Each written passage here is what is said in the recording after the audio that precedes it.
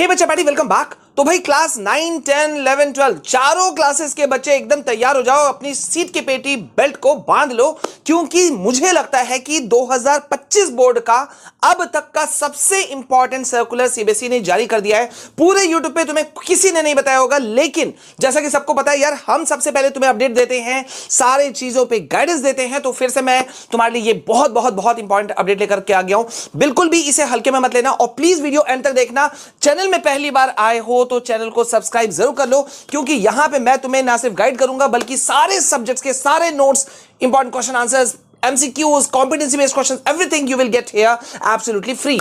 तो भाई जल्दी से चैनल को सब्सक्राइब करो, और यार तुम लोग भूल जाते हो तो वीडियो को लाइक शेयर सब्सक्राइब जल्दी से कर दो। सबसे पहले वीडियो को लाइक करो, ठीक है। तो भाई 2024-25 के लिए, एकेडमिक ईयर 2024-25 के लिए सीबीएसई ने अपना करिकुलम जो है वो जारी कर दिया है। मैं इसके बारे में कुछ भी बताऊं, पहले ही बोल दे रहा हूं, 6-7 मिनट का वीडियो जा सकता है, क्योंकि ये बहुत इंपॉर्टेंट वीडियो है, छोटा नहीं बन सकता, डिटेल से मैं बताऊंगा। दूसरा बात ये कि भाई अभी तुम लोगों को तैयार हो जाना होगा। स्पेशली पहले मैं बात कर लेता हूं क्लास 9 और 10 वाले बच्चों को, कि भाई एकदम से तैयार हो जाओ, क्योंकि तुम्हारा जो लिस्ट ऑफ कैंडिडेट्स जो है ना, एलओसी, वो तुम्हारे स्कूल्स तैयार कर रहे हैं। तुम्हें एक डिटेल्स मांगा गया है कि नहीं मांगा गया है, मुझे कमेंट सेक्शन में जल्दी से बताओ। जल्दी से बताओ कि तुम्हारी छुट्टियां शुरू हो गई है, नहीं हो गई है, वो सब तुम जानो, लेकिन लिस्ट ऑफ कैंडिडेट्स मतलब तुम्हारा पर्टिकुलर्स, तुम्हारा नाम, father's name, mother's name, date of birth, address, subjects, क्या क्या सब्जेक्ट्स लिया तुमने, सारी चीजें तुमसे मांगी गई है कि नहीं मांगी गई है, क्योंकि लिस्ट ऑफ कैंडिडेट्स जो है वो जा रहा है। और अगर एक बार चला गया तो भाई फिर तुम किसी चीज में, स्पेलिंग में, मिस्टेक में, कोई भी चीज में करेक्शन नहीं करवा पाओगे। अब यहां पर एकेडमिक सेकेंडरी जो करिकुलम है तुम्हारा, मतलब करिकुलम जो है वो क्या है, इसको समझ लो। देखो 2024-25 के लिए सीबीएसई ने, मैंने पहले ही कहा था, कल भी मैंने एक वीडियो डाला था कि भाई बहुत सारे चेंजेस सीबीएसई कर रही है, बहुत सारे चेंजेस, ठीक है। और वो क्यों हो रहा है? न्यू एजुकेशन पॉलिसी 2020 को ध्यान में रखते हुए किया जा रहा है। तो अब यहां पे सीबीएसई ने एक नया यू टर्न लिया और सीबीएसई ने कहा कि भाई क्लास 9 और 10 जो है ना, उसको अलग कोर्स, अलग क्लास नहीं माना जा सकता। एक कंपोजिट कोर्स का नाम दिया है सीबीएसई ने। कंपोजिट कोर्स मतलब मिला जुला। क्लास 9 और 10 उन्होंने कहा अलग अलग नहीं है, और इसीलिए स्टूडेंट्स को क्लास 9 में वही सब्जेक्ट्स लेना होगा, वही सब्जेक्ट्स लेना होगा जो वो क्लास 10 में जारी रखना चाहते हैं। ये देख रहे हो, जारी रखना चाहते हैं, मतलब अगर तुम्हारे बुक सिलेक्शन, सब्जेक्ट सिलेक्शन में गड़बड़ी हो गई तो तुम क्लास 10 में फंस जाओगे। मैं इसको थोड़ा और डिटेल से समझाता हूं, और इसके लिए देखो मैं तुम्हें ये भी दिखाऊंगा, ठीक है। देखो अब यहां पे क्या चेंजेस आए हैं, इसको थोड़ा सा डीप में जाते हैं और समझने की कोशिश करते हैं। बहुत इंपॉर्टेंट है ये वीडियो, मैंने शुरू में कह दिया तो हल्के में बिल्कुल मत लेना।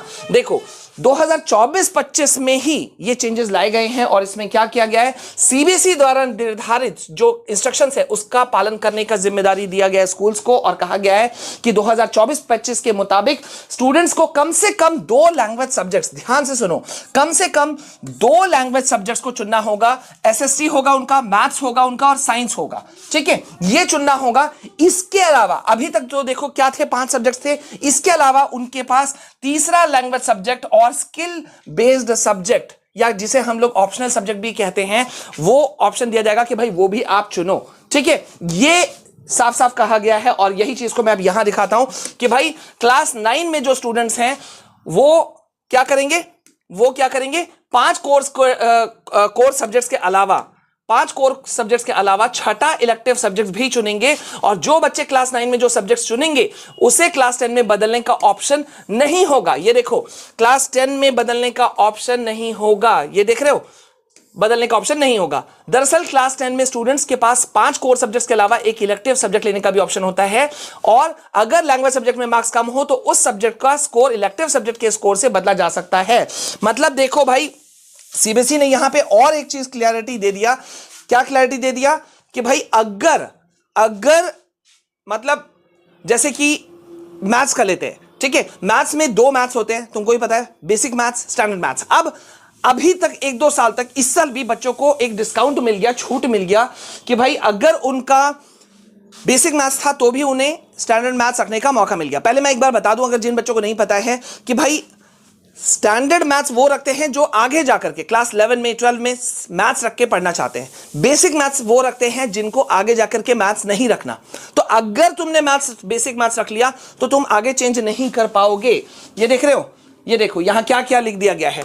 सीबीएसई के आधिकारिक नोटिफिकेशन में कहा गया है कि क्लास 9 और 10 एक कंपोजिट कोर्स है और इसलिए स्टूडेंट को कक्षा 9 में केवल वही सब्जेक्ट लेने चाहिए जिन्हें कक्षा 10 में वो क्लास 10 में वो जारी रखना चाहते हैं। ठीक है, यहां देखो इसके आगे क्या कहा गया है।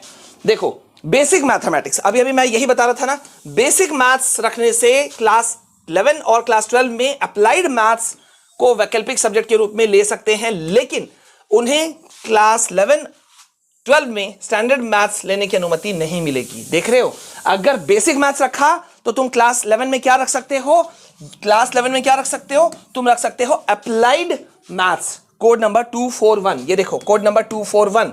ठीक है, लेकिन अगर तुमने बेसिक मैथ्स रखा तो तुम स्टैंडर्ड मैथ्स वाला चीज नहीं काम कर पाओगे। ठीक है, इसी चीज को काफी चीज बता दिया गया है।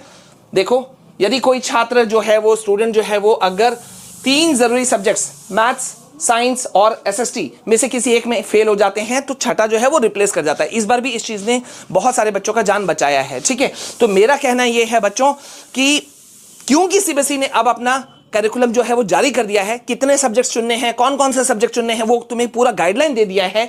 तो भाई अब तुम बहुत सेफ्टी से करना सब्जेक्ट्स का सिलेक्शन करना। ठीक है, मैं मैथ्स में भी यही कहूंगा और एक चीज और कहूंगा कि भाई क्लास 9 में हो तो हल्के में मत लेना, 10 में हो तो और अलर्ट रहना है, 11 में हो तो तुम्हें सतर्क रहना है, 12 में हो तो फुल ऑन मोड में रहना है। ठीक है, तो इसलिए गड़बड़ी बिल्कुल नहीं, संभल के। और लिस्ट ऑफ कैंडिडेट्स जो मैंने कहा उसको एक बार स्कूल में कंफर्म कर लो कि सर लिस्ट ऑफ कैंडिडेट्स क्या हमारा जारी हो गया है, मतलब तैयार हो गया है। अगर हो गया तो एक बार हमें भी दिखा दीजिए ताकि हम देख लें।